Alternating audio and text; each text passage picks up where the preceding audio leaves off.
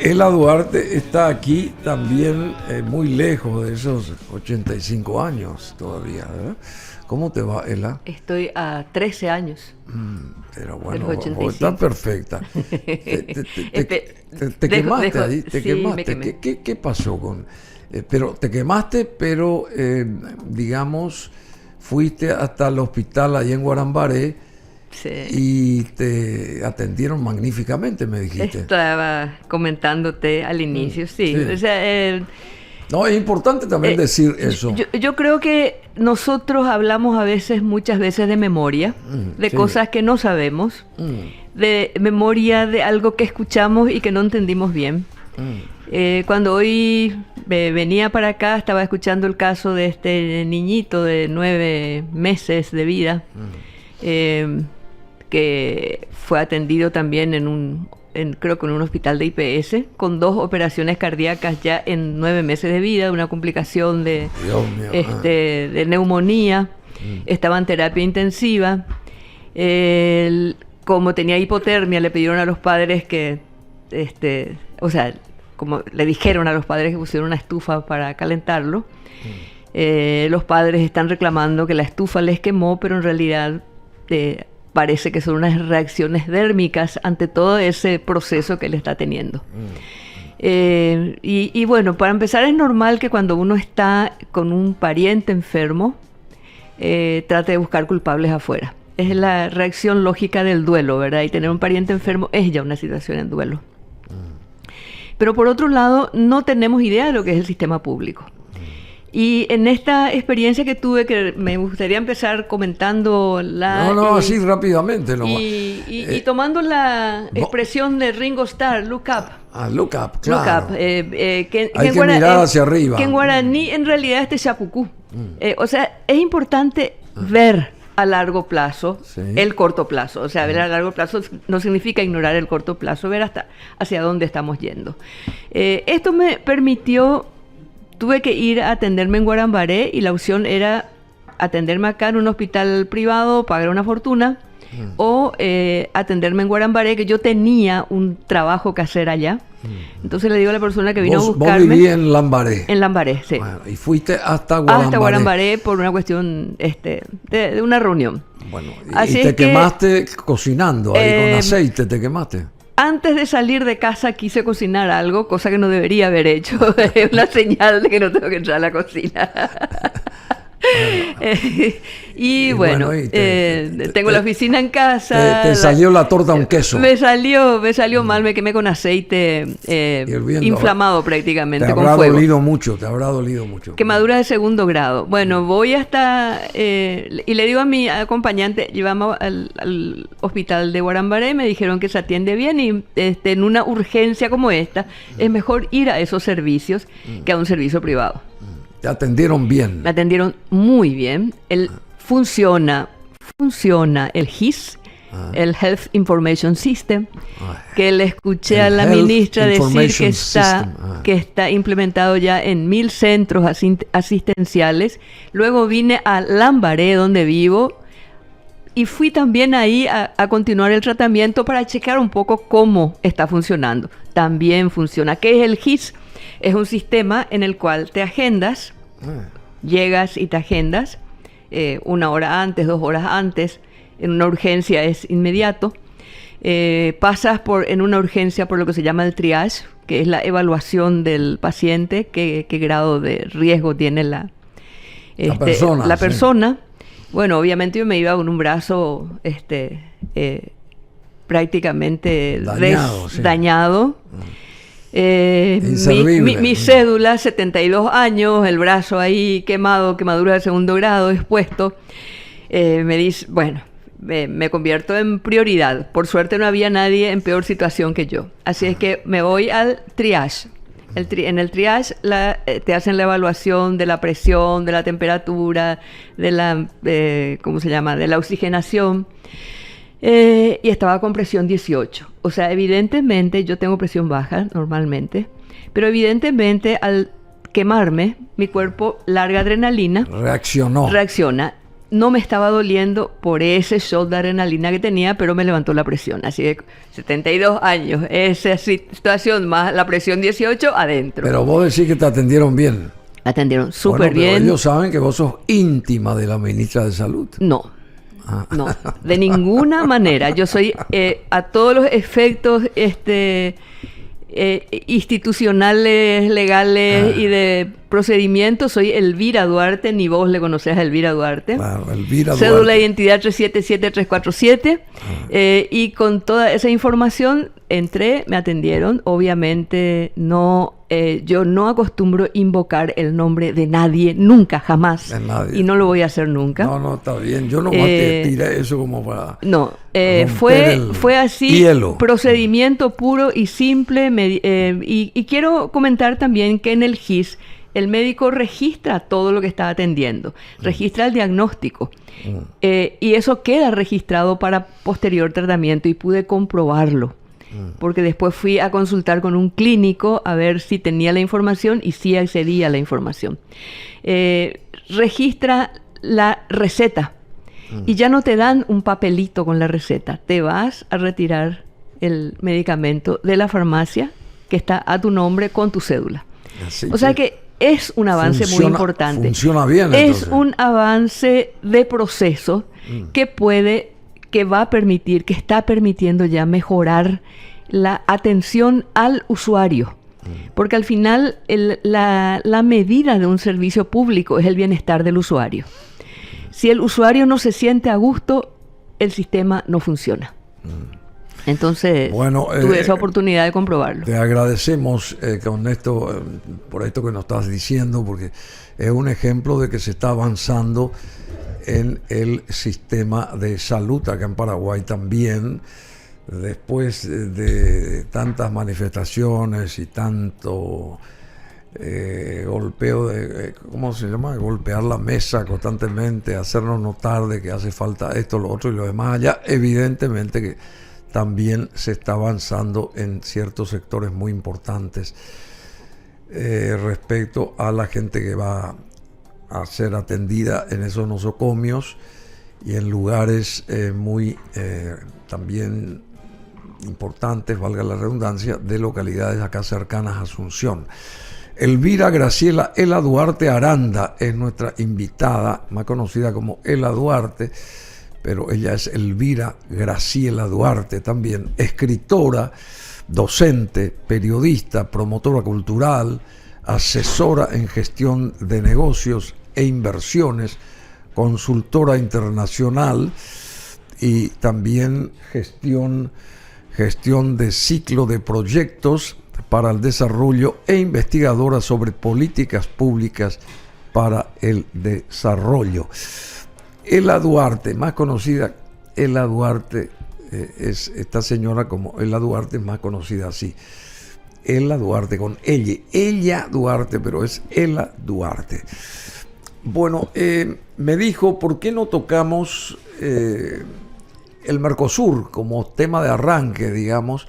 La situación del Mercosur, lo que representa el Mercosur a 33 o 34 años de ese famoso Tratado de Asunción. ¿Qué nos dejó el Mercosur? ¿Qué Paraguay sacó positivamente del Mercosur? Y bueno, simplemente por ahí arrancamos. ¿Qué te parece? Perfecto. O sea, yo tomando otra vez esta frase de Ringo Starr, look up, sí. Mirando lejos, sí. Más que mirando arriba, mirando algo que en guaraní se dice Techapucú, que es justamente tener visión, entender lo que está pasando con una proyección.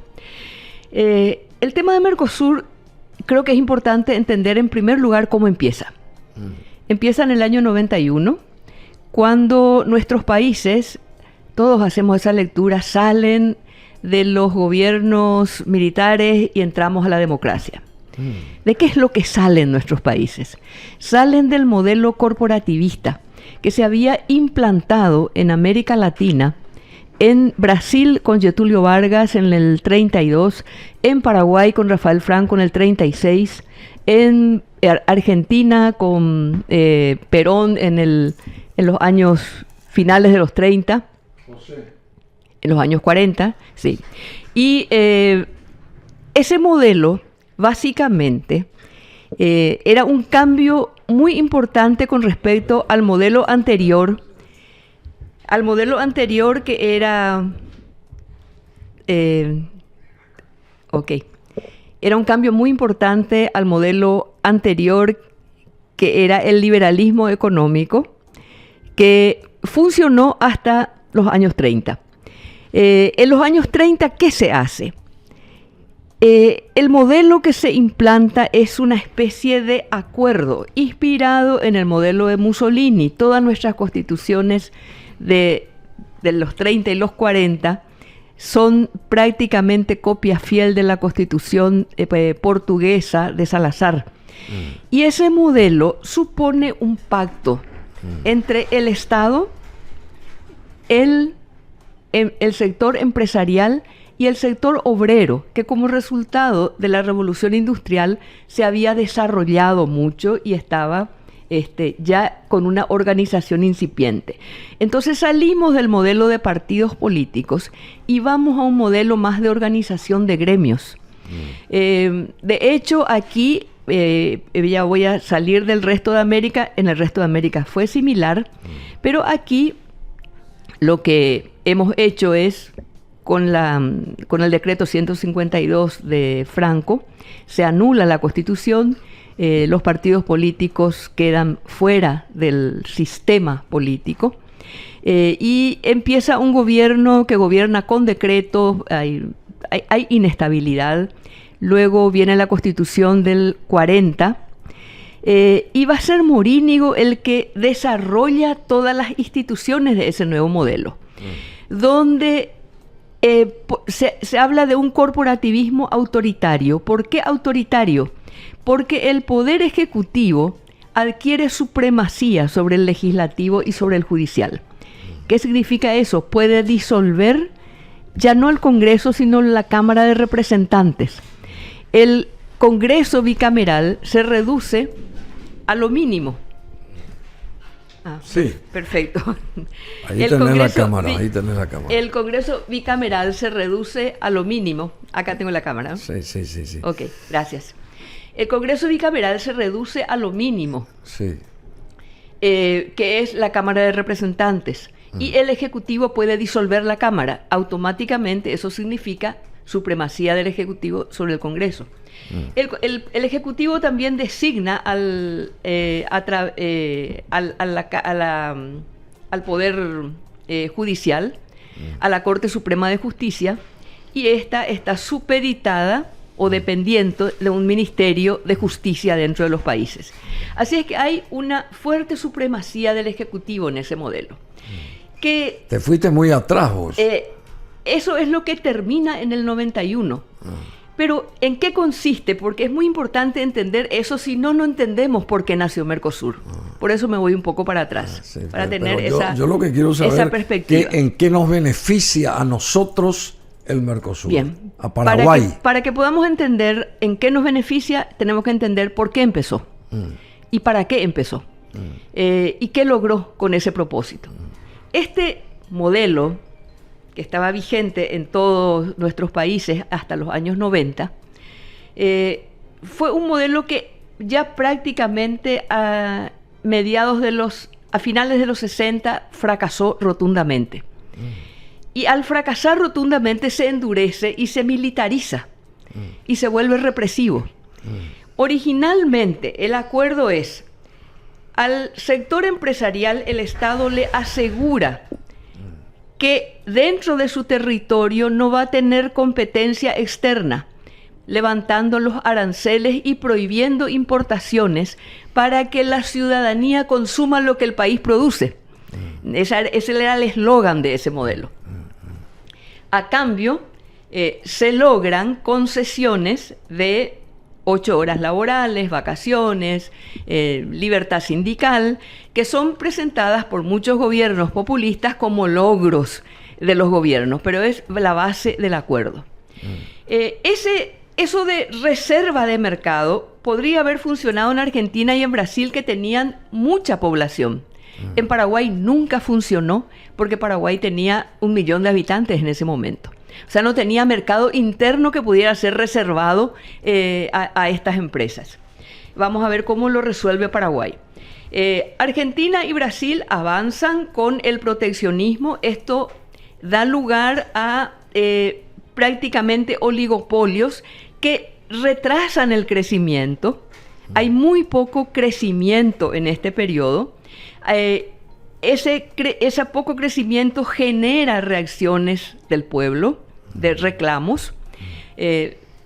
Y ¿estamos en qué año? ¿93 estamos por ahí? En los 60, 70. 60, y ahí perdón. es donde se produce el endurecimiento militar. Las 60, sí, Si ponemos esto en un contexto internacional, ese modelo tenía un gran enemigo, que era el internacional socialismo, que empieza a exportar guerrilla y, bueno, ya sabemos todo lo que ocurrió en los 70. Como te digo, el modelo había fracasado ya económicamente, pero se mantiene hasta bien avanzados los 90. En los 90, al terminar la Guerra Fría, es insostenible ese modelo. ¿Qué es lo que hacía ese modelo en Latinoamérica? Prohibía la importación de productos en Argentina para que la industria tenga prácticamente el territorio libre para ella. Pero eso producía desabastecimiento. Paraguay no podía hacer eso. Y muy inteligentemente, aquí nosotros, desde el año 54, bajamos drásticamente nuestros aranceles de importación, con el argumento de que nosotros consumimos productos importados y le perjudica al pueblo el arancel alto. Pero en realidad eso permitió desarrollar todo un comercio de abastecer la demanda insatisfecha de Argentina y Brasil. Entonces, eso que llamamos triangulación es la otra cara del proteccionismo. Sin proteccionismo no existiera triangulación, y sin triangulación no hubiese sobrevivido tanto tiempo el proteccionismo, porque es lo que le traía todos los productos prohibidos a la Argentina, y al Brasil le trajo computadoras, tecnología informática, que fue el boom tecnológico originado sobre todo en Asia, en los años 80, 90, le traía a través de Paraguay. Brasil liberalizó el comercio de computadoras en el 95, y allí prácticamente todos los trianguladores se mudaron a Brasil. Eso nos va a provocar una grave crisis bancaria. Pero en ese contexto empieza Mercosur. ¿Y cuál es la visión que está detrás de esto? Ya no es sostenible ese proteccionismo, tenemos que bajar nuestros aranceles. Pero tenemos que pensar en un gran mercado, Argentina y Brasil. Empecemos a comerciar, Argentina y Brasil son los grandes, libremente entre nosotros. Yo creo que el empresario argentino mira y Brasil dice, es un mercado interesante, es mucho más pobre que la Argentina, tiene una gran población pobre, pero tiene una gran población. Y la población con poder adquisitivo es mayor que la Argentina. Así es que traigamos industrias a la Argentina, eliminemos los aranceles entre países y comercialicemos con Brasil. Desde Brasil miran la Argentina las empresas con el mismo ojo. ¿Eso se cumplió o no? Eso es lo que... el Mercosur es promovido por el sector privado, que mucho antes de que se firme el Mercosur ya empieza a crear empresas del otro lado de la frontera, en Argentina y en Brasil. ¿Cómo nos miran a nosotros? Como el triangulador. Entonces, ahí la invitación a Paraguay es, metamos a Paraguay para que deje de triangular. No nos ven como un actor muy relevante, pero sí como un proveedor de productos de extrazona, así es que tenemos que meterla a Paraguay dentro de esto. Esto se refleja claramente en el acuerdo de convergencia arancelaria, que es el primer acto del Mercosur después de su creación. Los países Argentina, Brasil y Uruguay deciden bajar sus aranceles de 45 a 23 en un periodo de adecuación. Y en ese mismo periodo Paraguay levanta sus aranceles de 3 y 4% a 23% para que todos estén nivelados en un 23%. Sí. Ese fue el primer esfuerzo, por eso se dice que Mercosur es una unión aduanera imperfecta, porque todavía no había un arancel común, sino que estaba en proceso. El otro compromiso... Y el gobierno nuestro era el de Rodríguez. El gobierno en ese momento nuestro, ya era 91, era de Rodríguez. De Rodríguez. De Rodríguez. De Rodríguez. Sí. 93 sube Guasmosi, sí. Y bueno, todos los países vamos a pasar por crisis internas muy importantes, porque el modelo anterior deja cimientos muy inestables.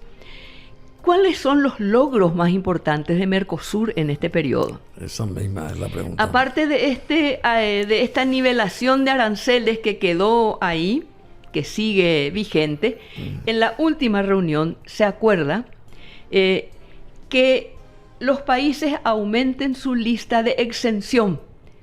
Ahí está el carácter también de exención. Imperfecta. ¿Qué significa ¿Qué eso? es eso? A ver. Yo aplico 23, que es el arancel común, a estos productos. Y tengo una lista, que ahora se amplió, entiendo que a 50, de productos que están exentos de esos aranceles.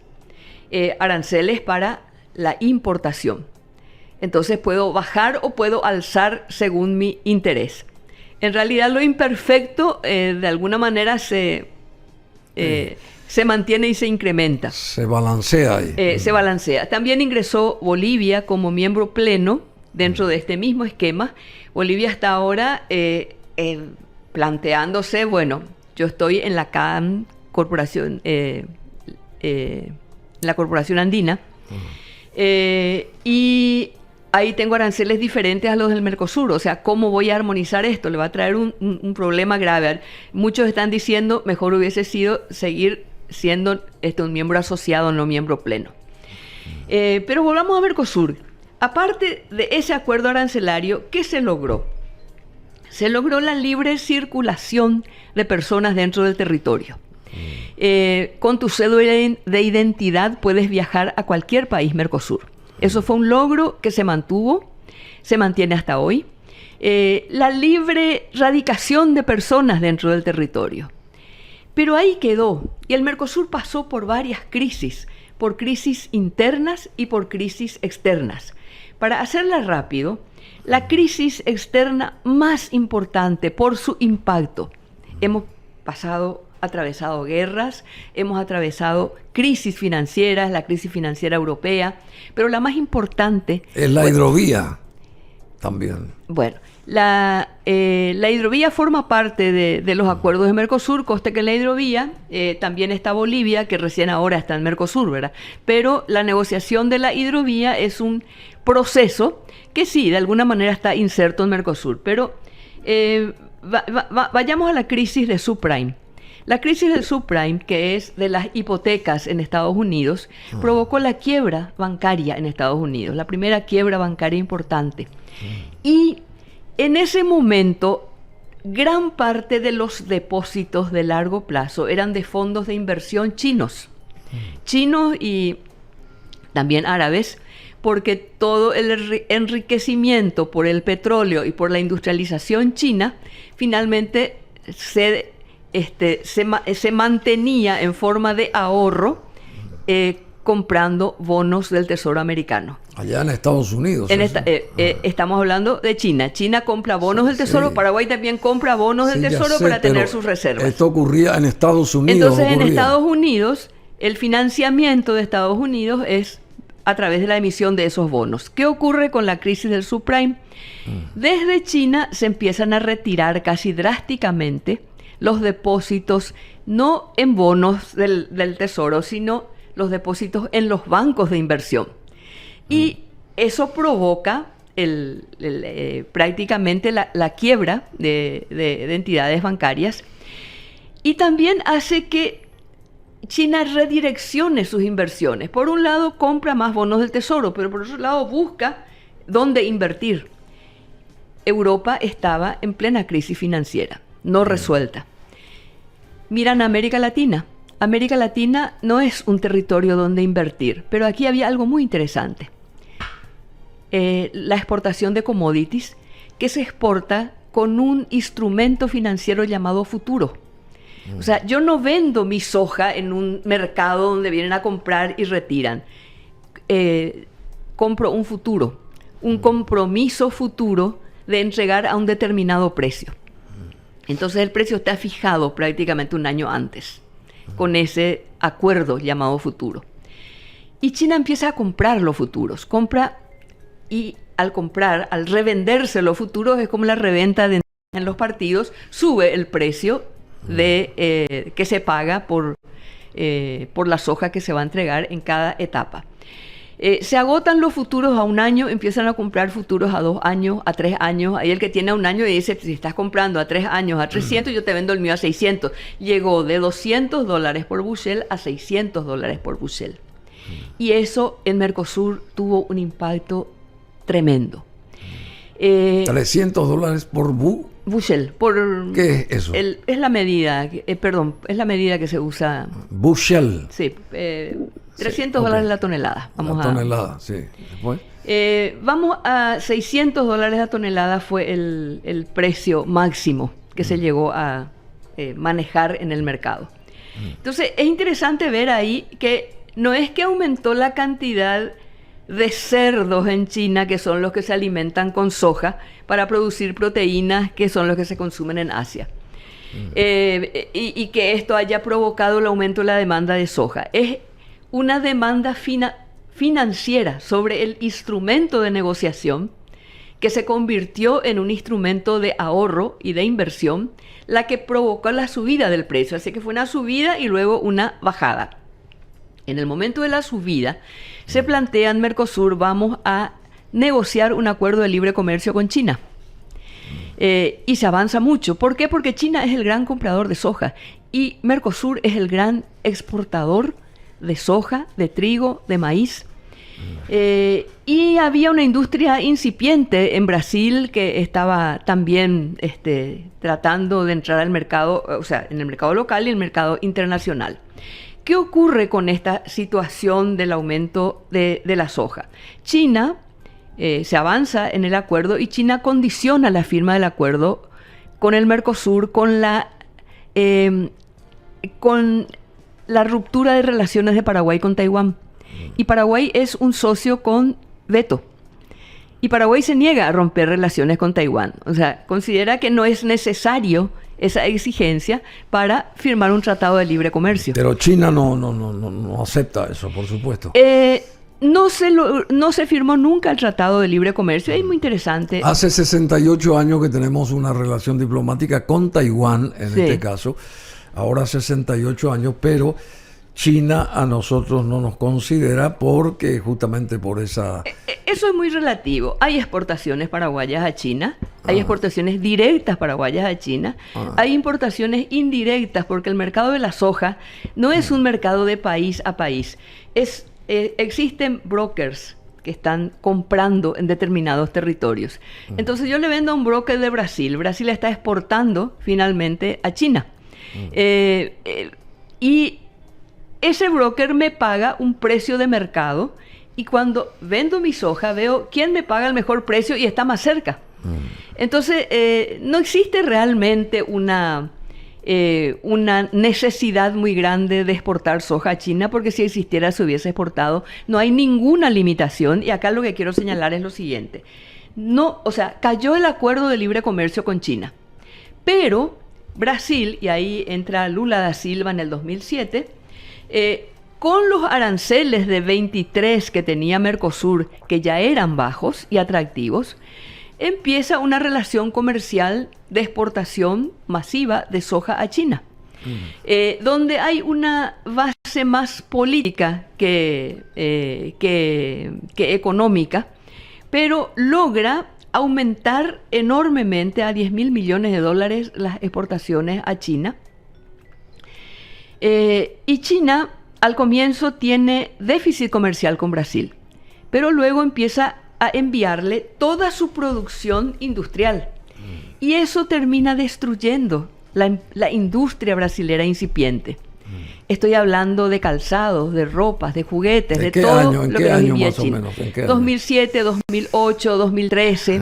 Luego viene Bolsonaro y trata de romper. Incluso Bolsonaro habla, vamos a reanudar relaciones con Taiwán, se va a Taiwán, pero cuando asume el gobierno se da cuenta de que la mitad de las exportaciones de Brasil son exportaciones de soja, de carne, de hierro y de petróleo crudo que van a China.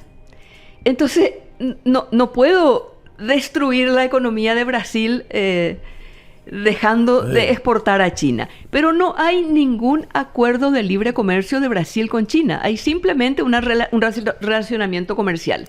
Paraguay, ¿qué está exportando a China? Está exportando productos de madera, madera aserrada. Está exportando cierto... a China de Pekín, digamos. A China Pekín, sí. O sea, no hay limitación para exportar. Bueno, yo entonces, lo que quiero, está muy bien todo lo que estás diciendo, Ela, muy interesante. ¿Quieres enfocarte en Mercosur? Claro, bueno, espera, déjame intervenir a mí también. Perfecto. Porque yo también estoy acá, o si no te cedemos a vos nomás el micrófono. Muy bien. Está muy bien lo que dijiste, la historia de la integración regional, con esto de todo esto del Mercosur y que todo es historia, pero ¿cuál es la realidad nuestra de Paraguay? ¿Por qué recientemente fueron todos a Buenos Aires? Porque ahora la presidencia pro tempore la tiene Brasil a través de Lula da Silva o viceversa, no sé cómo es el asunto ahí. Brasil maneja la presidencia pro tempore del Mercosur. Dejó a Argentina, ahora asume Brasil. Bueno. ¿Y nosotros qué hacemos ahí? Porque tenemos que ir a gastar miles de dólares para ir hasta allá, pero ¿qué se saca de eso?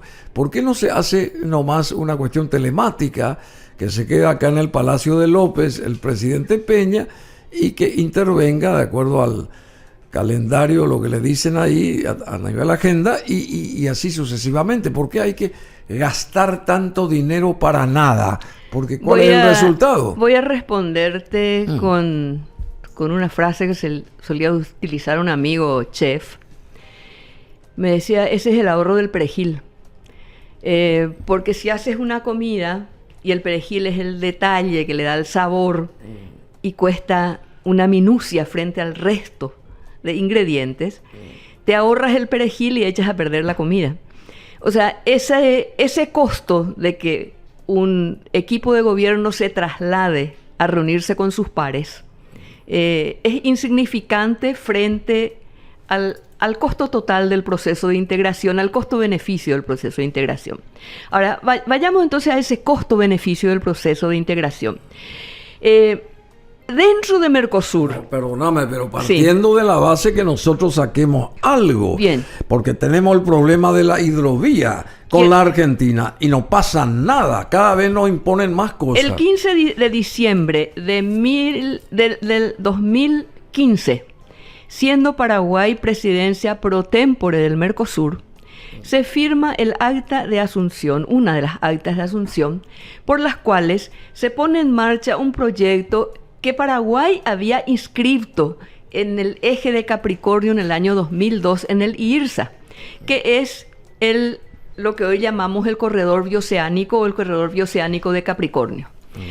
Al ponerse en marcha eso en una reunión pro tempore de Mercosur, a la cual viene, por un lado viene Bachelet, Dilma, Macri y Cartes, presidentes con tendencias políticas bastante diversas, distintas, pero todos entienden la importancia y la urgencia de abrir un corredor comercial hacia el Asia.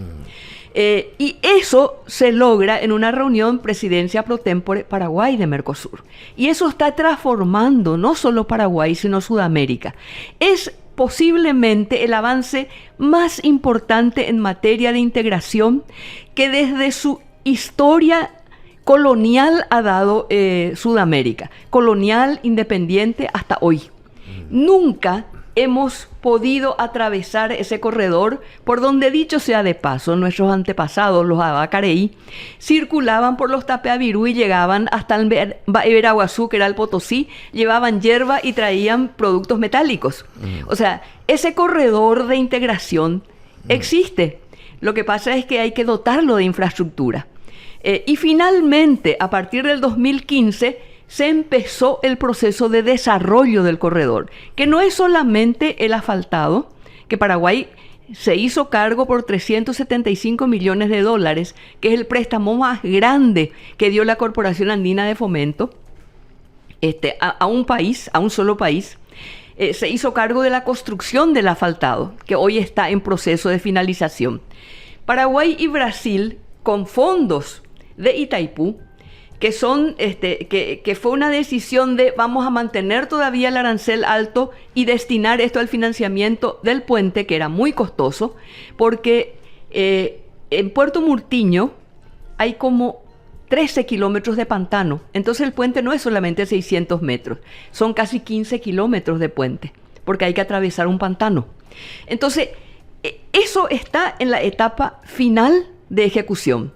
Eso es lo más importante que como país nos ha ocurrido. Nosotros siempre nos lamentamos y le echamos la culpa, así como el que tiene un pariente enfermo le quiere echar la culpa a otro del problema, le echamos la culpa de nuestro problema a la mediterraneidad. Y sin embargo, hoy Paraguay es el centro de comunicación potencial todavía, pero en la realidad ya lo es, del Atlántico y del Pacífico.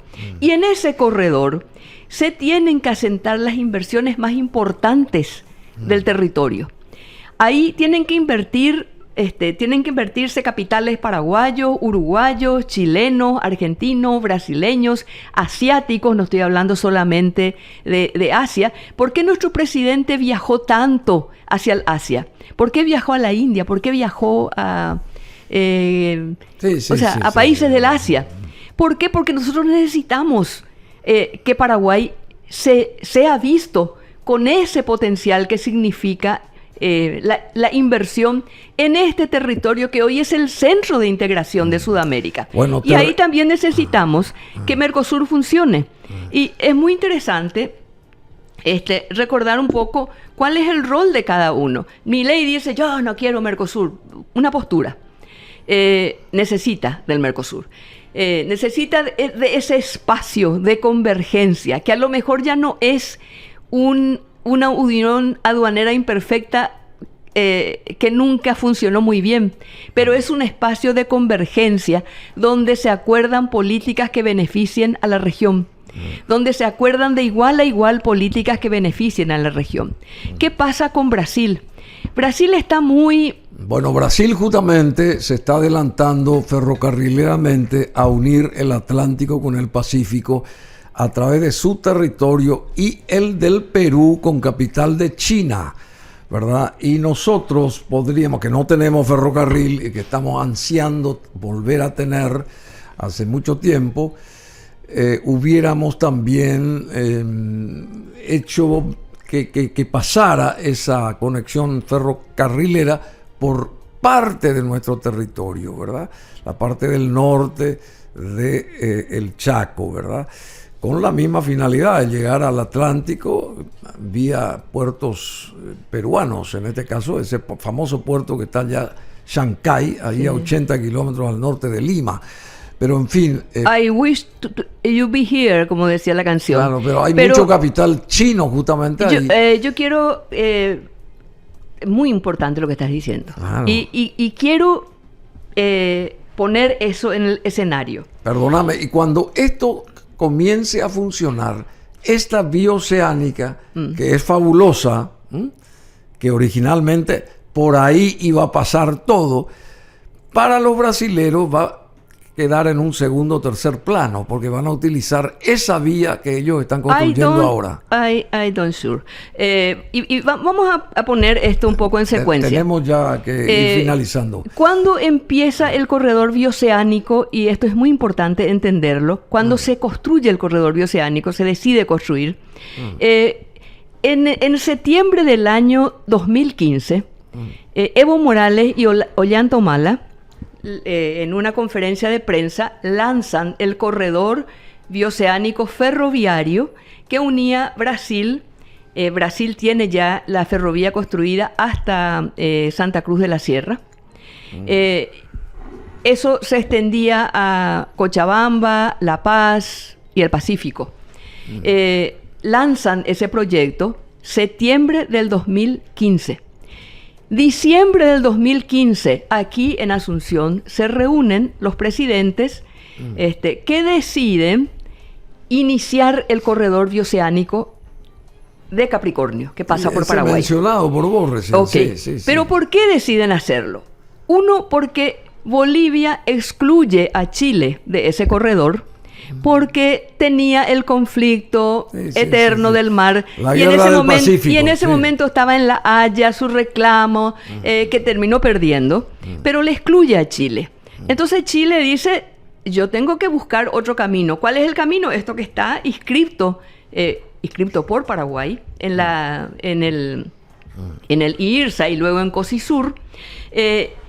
Y por otro lado, ¿cuál es el territorio de mayor crecimiento económico y de mayor potencial exportador de Brasil en este momento? Es esa zona mediterránea de Mato Grosso. Y esa no va a llevar por Perú su producción, porque eso está por acá, sale por acá, sale por Murtiño. Ellos son los principales interesados. Por un lado, Mato Grosso, por otro lado, Chile. Y no nos olvidemos de Paraguay también, que el Chaco es una de las regiones de mayor desarrollo económico en los últimos 40 o 50 años. Necesita ser activada. Entonces, esos intereses comunes se suman y dan inicio a este corredor. ¿Y qué es lo que ocurre? El corredor ferrocarrilero, que si uno dice, el ferrocarril es más barato, sí, pero cuando lo tengas. I wish you be here. O sea, cuando lo tengas. Si no lo tienes, es más barato lo que ya tienes. ¿Y qué es lo que tenemos? Los países tienen camiones bitrenes, los países tienen grandes camiones de transporte, tienen esa infraestructura para recorrer el corredor.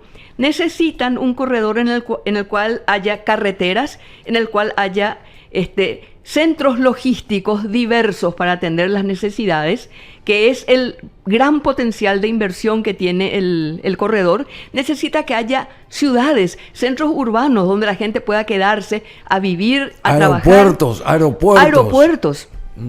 Entonces, ahí el potencial de inversión es muy grande, pero ese potencial de inversión tiene que ser visto afuera. Y yo te quiero mencionar una pequeña anécdota. Creo que al decir esto, voy a concluir esto y después te menciono la anécdota. Al decidirse empezar el corredor, muere el corredor ferrocarrilero de Bolivia. ¿Por qué? Uno, porque atravesar la parte más gruesa, por llamarlo de una manera, de la cordillera de los Andes con túneles es casi un disparate. Yo no sé qué va a salir de ahí cuando se empieza a hacer túneles. O sea, y además el costo es absurdo. Y el tren no puede hacer esto por la cordillera. El tren tiene que ir de manera horizontal. Entonces, ahí esa inversión enorme que iba a financiar China y que también se sumó a Alemania, empresas alemanas que querían financiar, terminan en un estudio de factibilidad negativo. Y por otro lado, ¿qué es lo que ocurre? Que en la medida en que el corredor bioceánico nuestro o de Capricornio empiece a funcionar, eso le resta la carga. Y una vez que le sacaste la carga, que es lo que le da factibilidad al proyecto, es casi imposible que lo otro surja. El que pega primero, pega dos veces. Entonces, yo creo que tenemos que tener conciencia de eso. Y por otro lado, voy a concluir con esto. Ese eje pasa por Puerto Murtiño, Carmelo Peralta. ¿Pasa qué? Pasa el río Paraguay, pasa la hidrovía. ¿Sabe qué es eso? La Cruz del Sur. La Cruz del Sur. La que une todo el hinterland, toda la riqueza del interior del continente. Y hoy el río va a circular de abajo a arriba. ¿Por qué? Porque el río va a llevar carga a Puerto Murtiño o a Carmelo Peralta para subirla al corredor y enviar al Asia. En vez de salir todo, incluso Brasil está sacando su exportación de hierro y su exportación de soja de Mato Grosso por el río Paraguay, pasa aquí enfrente de Asunción, va hasta Buenos Aires o va hasta Nueva Palmira, y de ahí da la vuelta y va por Panamá para llegar a China. Entonces, esa cruz del sur es la cruz de la integración. Y como cruz es un cruce de caminos, es un Uirayoasá, como se diría en guaraní. Es un cruce de caminos, es un cruce de integración. Y Paraguay está sentado sobre ese cruce de integración. Paraguay es un interlocutor demasiado importante para la integración en la región. Pero no solo con el Mercosur, sino con el Asia-Pacífico. No es casualidad. Está muy bien lo que está diciendo. Pero vuelvo a insistir, nosotros tenemos que darnos nuestro lugar con la Argentina a través de la hidrovía, ¿verdad? Por todo esto que está diciendo. O sea, a través del Mercosur, ¿qué hacemos nosotros? ¿Cuál es el peso de Paraguay en el Mercosur después de más de 30 años? Todo lo que dijiste... Es el que acabo de decir. Sí, no, ya sé, pero eso es porque les conviene a los países también. Aparte de eso, te voy a decir una cosa. A los otros países. Es el único país que ha mantenido equilibrio fiscal durante todo el periodo de Mercosur. Las mayores crisis internas del Mercosur fueron los problemas fiscales y monetarios de Argentina y Brasil, que hicieron zozobrar el Mercosur. El otro grave problema fue el acuerdo con China, como consecuencia del subprime. Y es muy interesante porque hay un sistema de estadísticas del Mercosur que vale la pena consultarlo. Y lo que está ocurriendo es que en este periodo de funcionamiento del Mercosur, la economía del Mercosur se ha precarizado, se ha desindustrializado, ha regresado a la exportación de productos alimenticios y de recursos naturales. ¿Qué es lo que exportan Brasil y Argentina a China? Exportan soja, exportan maíz, exportan trigo, exportan hierro y exportan petróleo crudo. Y sus industrias que estaban desarrollándose, que eran poco competitivas, terminaron arrasadas con la importación que viene de China de productos altamente innovadores y muy baratos que terminaron desindustrializando Brasil. Entonces, Mercosur necesita revisar su estrategia de integración. Brasil necesita revisar su liderazgo en la región. Brasil está coqueteando con ser el líder del sur global con los BRICS. Ahora, ¿qué gana con eso descuidando su propio territorio? Descuidando su integración al territorio. Bueno, eso ya es otro tema, pero no, nosotros... Ese es el tema del Mercosur. Nosotros necesitamos, no. Ese es el tema del Mercosur. No, Paraguay necesita que el Mercosur le dé justamente el soporte. Eso es lo que quiero y tenemos que pelear muy bien a través de la Cancillería, que funciona pésimamente. Nuestra Cancillería, que es un desastre nuestra Cancillería, comenzando por ese mismo canciller que es una piedra, no ve, no siente, no oye, no dice nada. Es un pobre personaje ese. Bueno, no me adhiero a tus comentarios. Bueno, lo que yo quiero ver es que nosotros en este periodo somos el único país que no se desindustrializó. Paraguay... Que tenemos que industrializarnos. Paraguay está exportando la mayor parte de su matriz de exportación, y vale la pena verlo en las estadísticas del Mercosur, es exportación, estoy hablando de esta zona, de productos elaborados, de productos industrializados. Estamos hablando de carne refrigerada, estamos hablando de soja industrializada, estamos hablando estamos hablando de la exportación de maquila, que es intrazona, que también significó por fin un proceso de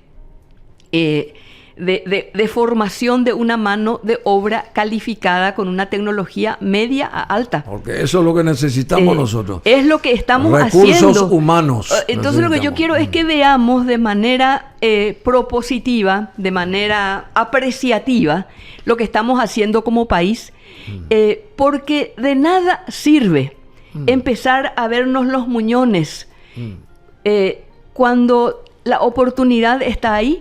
Las posibilidades de aprovecharla tenemos entre manos, pero como nos estamos viendo, no porque soy chiquito, porque soy morenito, porque siempre me rechazaron, porque soy feo, porque no accedo a esas oportunidades y soy el que tiene la mayor oportunidad. Paraguay es el eje de integración no solo del Mercosur, porque está la Cruz del Sur, la hidrovía y el corredor bioceánico pasando por su territorio, sino es también el eje de integración del Mercosur con la Corporación Andina.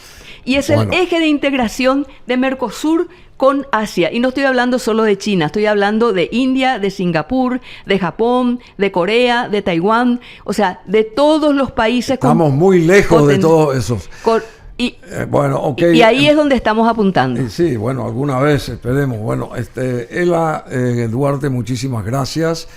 Ella nos expuso todo esto. Yo quiero seguir ahondando mucho más del Mercosur y quiero respuestas positivas a favor de Paraguay del Mercosur, que yo no las veo en tanto tiempo, porque está bien, porque el tiempo pasa, ¿verdad? Y pasaron más de 3 décadas y seguimos nosotros siendo el pato de la boda, más o menos el pato cojo ahí, porque tendríamos que copiar lo que hace el Uruguay en todo caso. Yo sí me saco el sombrero ante el Uruguay, yo quisiera ser Uruguay, acá que Paraguay sea un Uruguay, por ejemplo, yo quisiera que sea manejado como los uruguayos, nuestro país sea manejado por gente talentosa como las del Uruguay, en muchas medidas, y sobre todo acá en el Mercosur, que se abre siendo un país mucho más pequeño en población y en territorio, pero tiene mayor presencia internacional, y eso es lo que nos hace falta a nosotros.